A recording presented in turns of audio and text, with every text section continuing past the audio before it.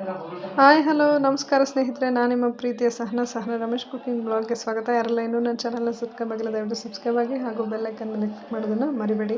ನಾನಿತ್ತು ಒಂದು simple and ಕ್ವಿಕ್ಕಾಗಿ ready ಮಾಡುವಂಥ ಒಂದು ರಸಮ್ ರೆಸಿಪಿನ ಹೇಳ್ತೀನಿ. ಮೊದಲಿಗೆ ಒಂದು ಬಾಣಲೆಯಲ್ಲಿ ಸ್ವಲ್ಪ ಎಣ್ಣೆನ ಹಾಕ್ಕೊಂಡು, ಎಣ್ಣೆ ಎಲ್ಲ ಬಿಸಿ ಆದ ನಂತರ ನಾನು ಸ್ವಲ್ಪ ಸಾಸಿವೆನ ಹಾಕ್ಕೊಂಡು, ಸಾಸಿವೆ ಎಲ್ಲ ಚಿಟಪಟ ಆದ ನಂತರ ನಾನು ಒಂದೆರಡು ಮೆಣಸಿಕಾಯಿನ ಹಾಕ್ಕೊತೀನಿ. ಒಣಮೆಣ್ಸಿಕಾಯಿನ ಹಾಕ್ಕೋತಾ ಇದ್ದೀನಿ. ಒಣಮೆಣ್ಸಿಕಾಯಿನ ಎಣ್ಣೆಯಲ್ಲಿ ಚೆನ್ನಾಗಿ ಫ್ರೈ ಮಾಡಿಕೊಂಡು ನಂತರ ನಾನು ಜಜ್ಜಿಟ್ಟಿರುವಂತಹ ಬೆಳ್ಳುಳ್ಳಿಯನ್ನು ಸಹ ಸೇರಿಸ್ಕೊತಾ ಇದ್ದೀನಿ. ಬೆಳ್ಳುಳ್ಳಿಯ ಒಂದು ಪರಿಮಳ ಬರೋ ರೀತಿ ಚೆನ್ನಾಗಿ ಫ್ರೈ ಮಾಡ್ಕೋಬೇಕು ಎಣ್ಣೆಯಲ್ಲಿ. ಬೆಳ್ಳುಳ್ಳಿ ಎಲ್ಲ ಫ್ರೈ ಆದ ನಂತರ ನಾನು ಸ್ವಲ್ಪ ಕರಿಬೇವನ್ನು ಹಾಕ್ಕೊತೀನಿ ಹಾಗೂ ಚಿಕ್ಕದಾಗಿ ಹೆಚ್ಚಿಟ್ಟಿರುವಂಥ ಒಂದು ಟೊಮೆಟೊನ ಸಹ ನಾನು ಸೇರಿಸ್ಕೊತಾ ಇದ್ದೀನಿ. ಟೊಮೆಟೊ ಎಲ್ಲ ನೀಟಾಗಿ ಬಾಡಿ ಹೋಗೋ ರೀತಿ ನಾವು ಎಣ್ಣೆಯಲ್ಲಿ ಚೆನ್ನಾಗಿ ಫ್ರೈ ಮಾಡ್ಕೊಳ್ಳೋಣ. ನಂತರ ನಾನು ನೆನೆಸಿಟ್ಟಂಥ ಹುಣಸೆ ರಸವನ್ನು ಸಹ ಸೇರಿಸ್ಕೊತಾ ಇದ್ದೀನಿ. ಒಂದು ನಿಂಬೆಹಣ್ಣು ಗಾತ್ರದ ಹುಣಸೆ ಹಣ್ಣನ್ನು ನಾನು ನೆನೆಸಿಟ್ಟಿರ್ತೀನಿ.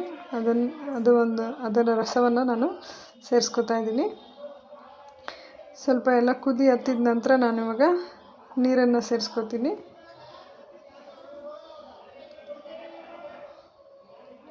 ನಾನಿಲ್ಲಿ 1 ಲೀಟ್ರ್ ಆಗೋಷ್ಟು ನೀರನ್ನು ಹಾಕ್ಕೋತಾ ಇದ್ದೀನಿ. ನೀರನ್ನು ಹಾಕ್ಕೊಂಡ ತಕ್ಷಣ 2 ನಿಮಿಷ ಕ್ಲೋಸ್ ಮಾಡಿ ಬೇಯೋದಕ್ಕೆ ಬಿಟ್ಟು, ಆನಂತರ ನಾನು ರುಚಿಗೆ ತಕ್ಕಷ್ಟು ಉಪ್ಪನ್ನು ಸಹ ಸೇರಿಸ್ಕೊಂಡು ಮತ್ತೆ ಕುದಿಯೋದಕ್ಕೆ ಬಿಡ್ತೀನಿ. ಚೆನ್ನಾಗಿ ಕುದ್ದ ನಂತರ ಲಾಸ್ಟಲ್ಲಿ ನಾನು 2 ಸ್ಪೂನ್ ರಸಮ್ ಪೌಡ್ರನ್ನ ಸೇರಿಸ್ಕೊತಾ ಇದ್ದೀನಿ. ಮನೆಯಲ್ಲೇ ಮಾಡಿದಂತಹ ಒಂದು ಹುರುಳಿಕಾಳು ರಸಮ್ ಪೌಡರ್ ಇದನ್ನು ಸೇರಿಸ್ಕೊತಾ ಇದ್ದೀನಿ.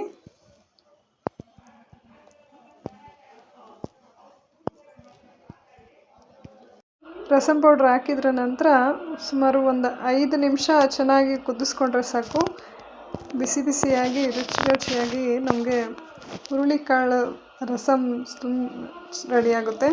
ಈ ರೆಸಿಪಿ ನಿಮಗೆ ಇಷ್ಟ ಆಗಿದರೆ ದಯವಿಟ್ಟು ಲೈಕ್ ಮಾಡಿ, ಶೇರ್ ಮಾಡಿ ಹಾಗೂ ಕಮೆಂಟ್ಸ್ ಮಾಡಿ.